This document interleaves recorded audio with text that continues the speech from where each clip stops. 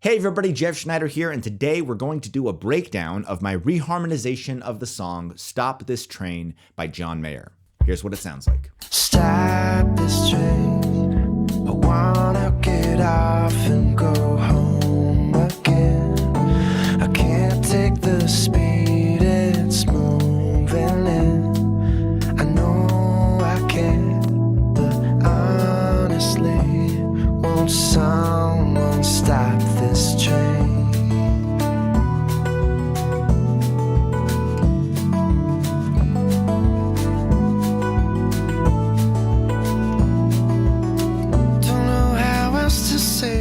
So as I was coming up with this reharmonization, I was thinking, what's a chord progression that I know well that I can use as inspiration to come up with a reharmonization for this melody? And the chord progression that actually inspired my reharmonization of Stop This Train was Bill Withers' Just the Two of Us. I'll point out where you can see that seed of inspiration and how it led me to coming up with all of these other harmonic variations. So enough of me jabbering away. Let's dive into this analysis. We are in the key of D major, and we're not actually going to start analyzing right from the top. I want to start right here.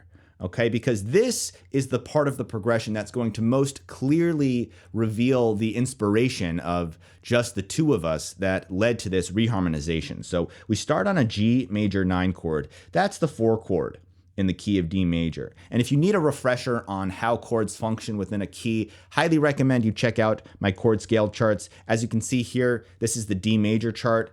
And if I zoom in here, you can see that G major 7 is the 4 chord.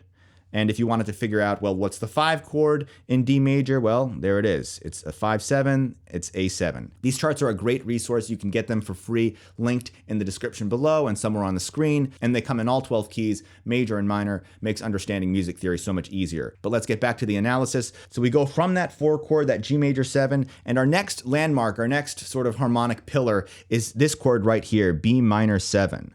All right, now that's the 6 chord in the key of D major, 6 minor. And this progression right in here is a 2-5 that gets us to the 6 chord. And again, the charts that I mentioned before are really handy. If you look at the B minor chart right over here, B harmonic minor, that's the chart you want to use when analyzing chord progressions going to a minor key. If you look right here, we've got the 2 chord is C sharp minor 7 flat 5. The 5 chord is F sharp 7. So back to our lead sheet. So we have this 2-5 right in here that goes to the 6 chord within the key of D major. Now this chord right here, this D major, that's more of a passing chord than anything else. It's not so consequential in terms of the theory and analysis, so don't worry too much about that. But what I really want you to pay attention to is this. So let's clear all this out and let's just focus on this chord, and this chord. I'm gonna play the song Just the Two of Us with those 3 chords.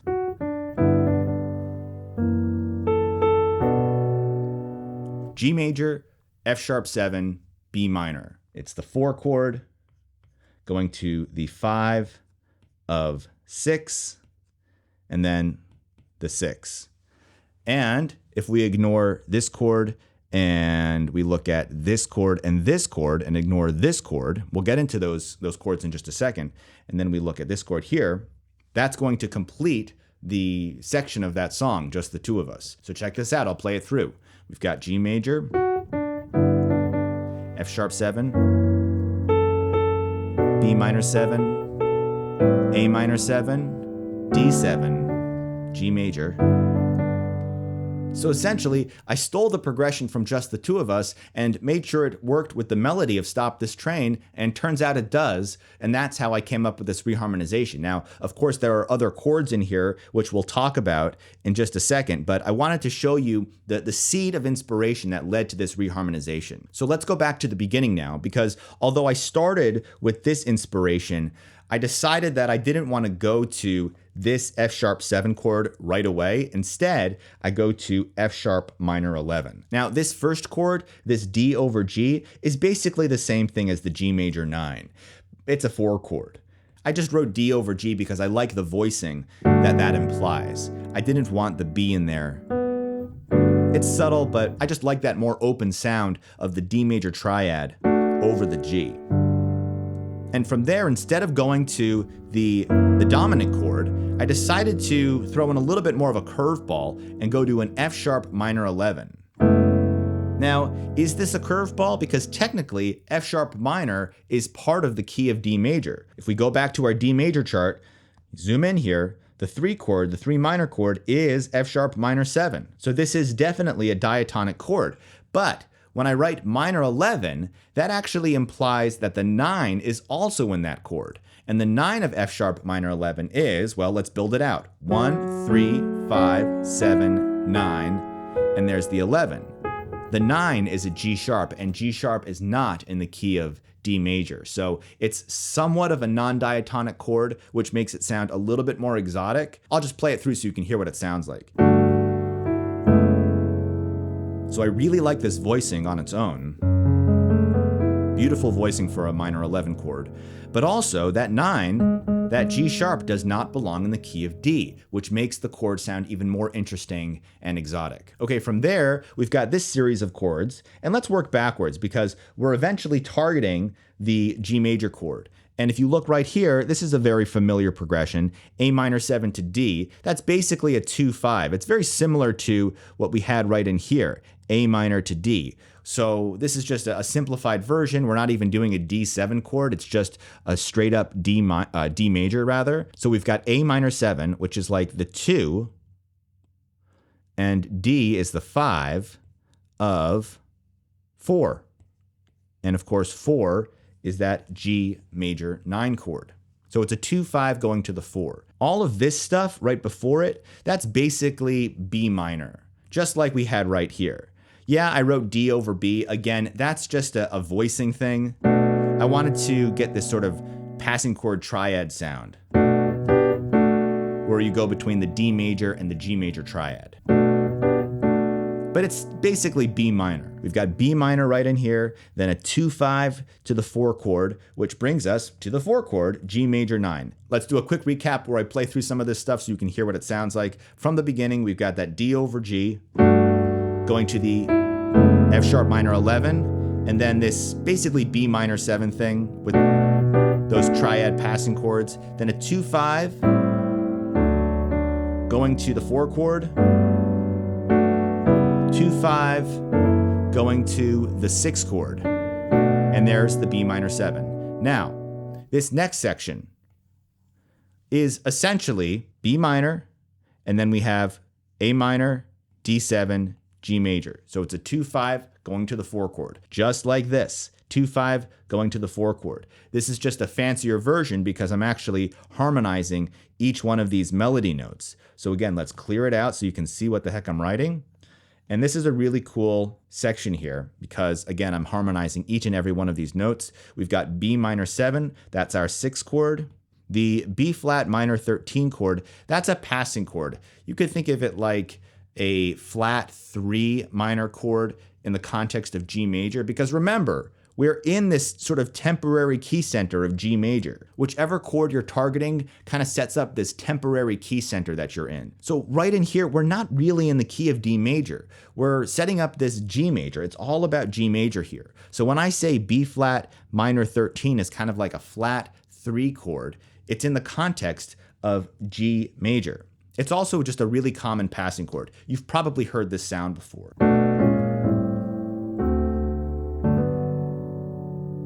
It's a way of decorating a progression. We have that passing chord in there.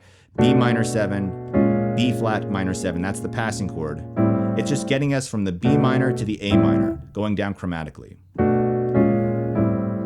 But here's the question. Where does this minor 13 come from? And this minor 13 here? Well, that's all about the melody note. So we've got this G in the melody on the B flat minor 13 chord.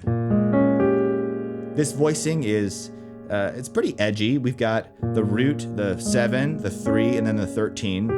And then I can just do the same thing down a half step to get A minor 13. Let me play it starting on the B minor. Going to D9, that E in the melody is the 9 within D9. And then we have this F sharp, which you can think of as a G flat might be easier considering we have an A flat 7 chord here, and G flat is the 7 of A flat 7. But in terms of the theory, this is a case of tritone substitution because A flat is a tritone away from the D. And it also works really nicely because the A flat is a half step above the destination chord, G major. So altogether, it sounds like this. All right, let's keep plowing through here. We're on this G major chord now. That's our 4 chord again.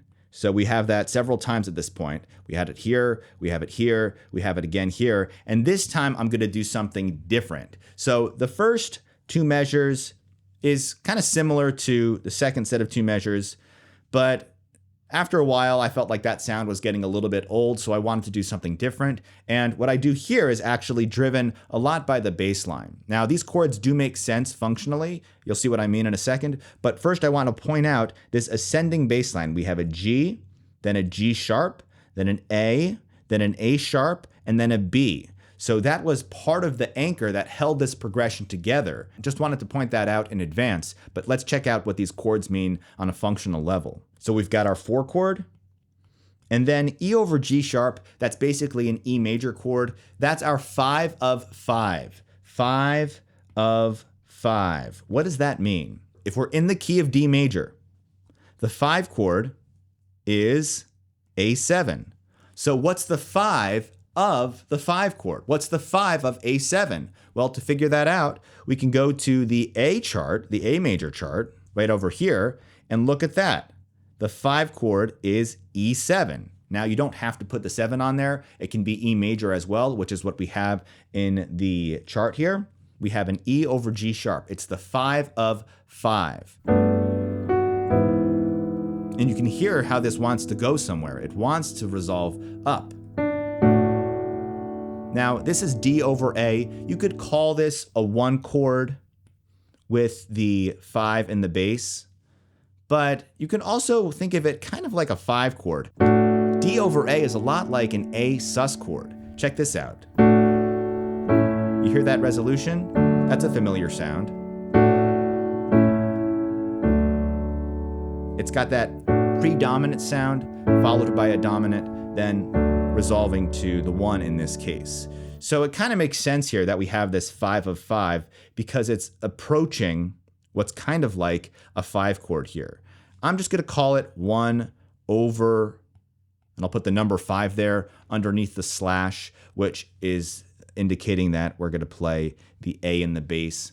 But, you know, this is one of those chords that's a little bit ambiguous as to how to analyze it. Depending on who you talk to, you're going to get a different interpretation. But what I do want to point out is that next up, this A sharp diminished 7 is definitely a setup for the B minor 7. The B minor 7, of course, is the 6th chord within the key of D major, and this A sharp diminished 7 chord is a setup. It's a journey chord that leads us to the target chord, the destination chord. Again, if you look at the B harmonic minor chart and you go to A sharp diminished 7, you'll see it right there. It's the 7 diminished 7 chord, and there it is. A sharp diminished 7 is the 7 diminished 7 chord of 6. One of the secrets to understanding these more complex progressions is knowing where you're going. What's your harmonic destination? In this case, it's B minor, and we use this A sharp diminished 7 chord as our journey chord that leads us to the destination. So a lot of the time it helps to actually start with the destination chord and then work backwards from there to see how you end up at that harmonic pillar. Here it is from measure 5, the G major 9.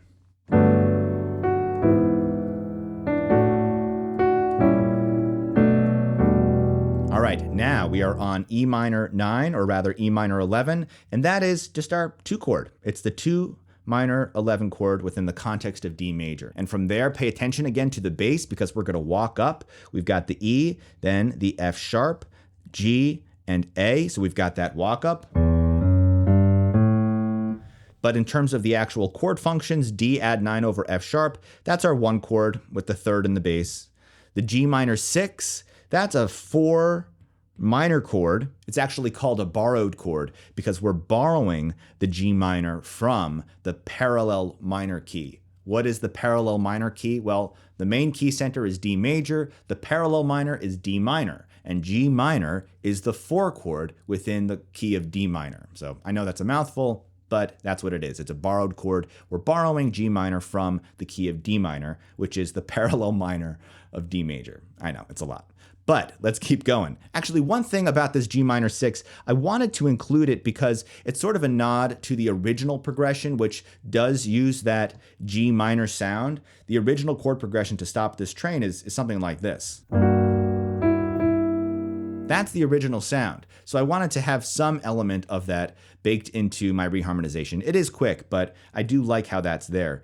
And then we do the G over A, which is basically an A sus chord or an A9 sus, which is the 5 chord.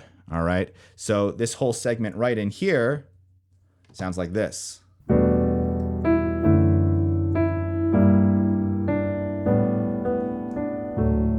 And then we land on our 1, our big arrival point there. And that's where you get into the main riff.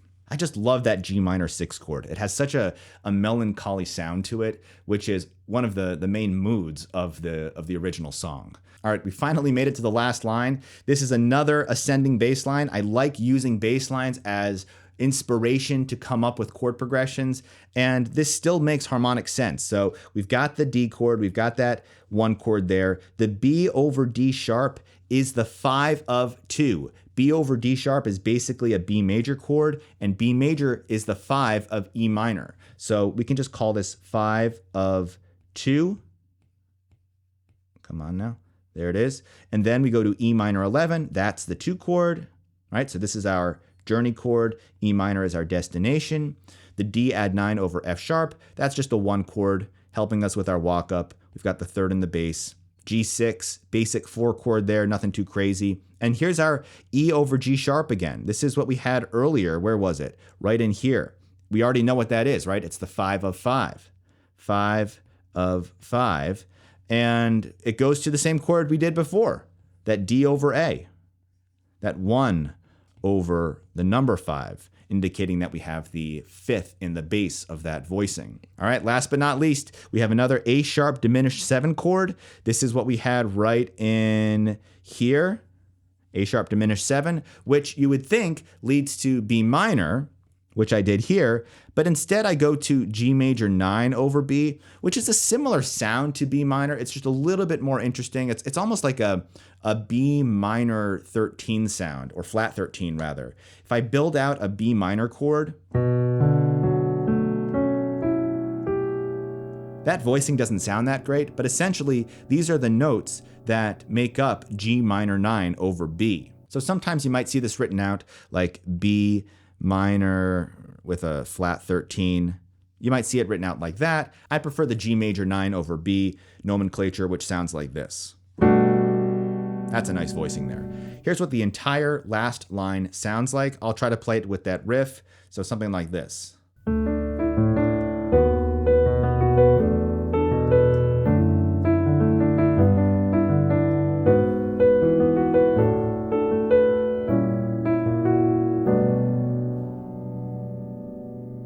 It ends in a kind of a dark place, but that's okay because this song has some dark undertones to it. I think the main takeaway for this one is to build up a harmonic vocabulary of these mini progressions, whether it's a section of a song like Just the Two of Us, or maybe it's just a 2-5 going to a chord that's not the 1. As you build up these mini chord progressions, you'll find more and more places to use them in your reharmonizations and compositions, and it's just going to open up a whole other world of harmony for you to explore. So good luck with everything. If you want to learn more, definitely check out my course, Chord Theory for R&B Piano.